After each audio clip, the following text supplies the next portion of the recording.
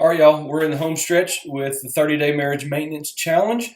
So I want to look back at a few things that we have encouraged you to do, give you a couple extra things here to finish out the week. Looking forward to our marriage maintenance dinner even tomorrow, but to give you some things kind of going forward. So we started the whole thing off saying, look, if you will put some effort in three different areas, in spiritual intimacy, emotional intimacy, and physical intimacy. If you will do that, we want you to do that every day for a month. That's the 30-day part of this challenge. Is that we want to put some effort in here, put some thought in. How are we doing this? Why are we doing this? In these areas, there will help us just kind of keep things moving. But also we wanted to go through some things and give you some stuff weekly. So outside of the daily that I hope that you're doing, I hope that you've put some effort in. Week one was assessment. I mean, we want to stop, get our bearings. Where are we? How are you feeling? How am I feeling? This kind of back and forth situation. Week two was, we want to hit reset, and this is a crucial step. We want to hit reset. So we broke that down into 4 different things. Hitting reset requires confession, repentance, forgiveness, and burial.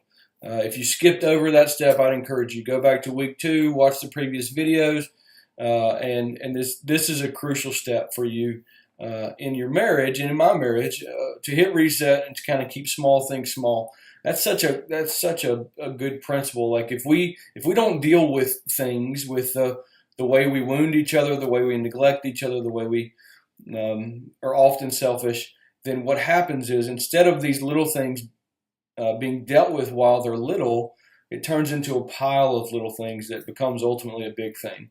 And so when everything that we deal with is big, it is hard. It's hard on everybody. It turns into this big fight, big conflict, and it feels like that. So we want to keep small things small. We talked about that week 3, this past week. We kind of zoomed in on these different areas of intimacy and put out 5 videos last week. Intimacy intro, and then 1 for spiritual, emotional, and physical, and then kind of come back around and revisit the why. Why do we work on this thing? Ultimately, because the sum of all these parts is a healthy marriage, and a healthy marriage of when we're working on things, a healthy marriage, man, it reflects the mystery of Christ and the church, and puts this covenant love on display in a better, more visible way for everybody. So that's the why. That's what we're looking at. So this week, here's a couple things I want you to do. We're kind of, like I said, home stretch. We want to talk about or get you to put a little bit of emphasis in this area to look in some other key areas of communication. So yes, if you are working on spiritual, emotional, physical intimacy, that's a huge part of it. But that's not all of it. That's not all of it. It's part of it. So there's some other things, and some of these are unique to different relationships, and some of them are pretty common to all relationships. So, man, if you'll put some work in these areas, I think it'll really help. One, just kind of coming and talking about the idea of communication. One thing that would be good to do this week would be to sit down and to make a communication schedule, even where it's like, look, we know we're going to sit down once a week, once every other week, once a month, whatever, and we're going to talk about some key areas. We're going to talk about our finances. How are we doing financially? How are we making decisions there? Are we in good shape? Are we using our money for the sake of the gospel? Parenting, hobbies, family roles. Are we both pulling our weight around the house? Extended family. Are we dealing with each other's family? Man, this is especially crucial and visible right now as we go into the holidays here in just a few weeks. The way we deal with our extended families can be a source of struggle if we don't watch it. And ultimately, we want to keep small things small. So one thing I would encourage you to do this week would be to sit down and to write out some of these things, or at least talk about them. When do we talk about these? Are we on the same page? When do we talk about them? And not just when do we talk about them now, how are we going to talk about them in the future? And what's the expectation there? What's the expectation for this in talking about finances? And as long as we have the same expectations, then we are set up to do better. Another thing that I want to encourage you to do is just to ask the question, to have a conversation about thriving. What does it look like for our marriage to thrive? And what does it look like for you to thrive? You can't go there on week one, realistically. You just can't. What you have to do, you have to hit reset. You have to deal with some things that have been going on. You have to deal with some wounds of the past before we jump right to thriving.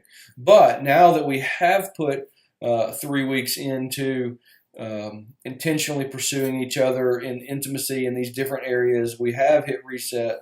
We have begun pursuing each other more and doing some things, kind of revisit some things. And I want to encourage you to talk about thriving. What does it look like? What does it look like for you to thrive? And how do I help you to thrive? That's really a question that you're asking. Big picture here, marriage takes work. Marriage takes work. And sometimes it's helpful to have somebody else speak into that. But a lot of times, you can make big time headway if you'll sit down. You will run through a little bit of this process that we've put out. You'll communicate clearly and openly and honestly. You talk about thriving, and you serve each other in a way. You reorient yourself in your marriage around serving the other one, serving your spouse. You do those things, and the sum of all of those parts is a healthy marriage. So we're going to do some of that tomorrow night. A lot of you guys are coming to the marriage maintenance dinner tomorrow night. If you're not signed up for that yet and you want to come, it's still open to you. Tomorrow night, 6 o'clock, we're gonna talk about some of these things together. Talk about thriving. What does it look like? But ultimately, this will there'll be a great return on investment when you invest the time to work on these particular areas of your marriage. So, man, it's been good walking through this with you and talking to different people in our church. It's always a good thing there. Like you said, man, we're always I'm here for you. Megan's here for you. Other pastors and staff here are here for you to help kind of walk through the ups and downs of marriage. And love you guys, and excited to see just through our church, 30 days put into maintaining our covenant relationships. Such a good thing. So praying for you guys, and we'll see you soon.